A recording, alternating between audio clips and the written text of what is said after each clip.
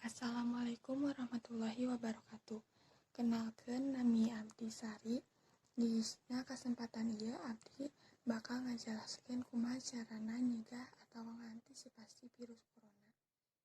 Satacan eta Abdi bakal ngajelaskeun naon virus corona teh.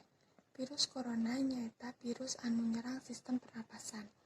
Penyakit anu disebabkeun ku infeksi virus ieu teh disebut COVID-19 anu dipendakeun di kota Wuhan, Cina dina akhir Desember 2018. Virus ieu sumebar ka wilayah Cina sareng ka sababaraha nagara lain sanes kaasup Indonesia. Urang kudu kedah ngantosan sumebarna virus corona.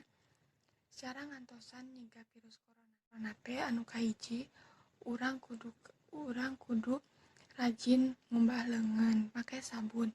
Kadua, urang kudu ngajaga kabersihan sareng kasehatan. Katilu, anggo masker umpami gering. Kaopat,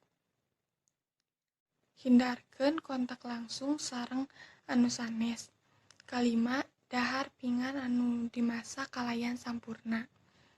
Kagenep, urang kedah nganggo paripola anu sehat.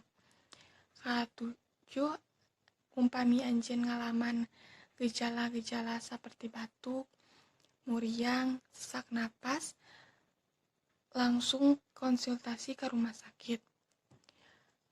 Eta sadayana ti kuring, kurang leuwihna mohon dimaafkeun. Wassalamualaikum warahmatullahi wabarakatuh.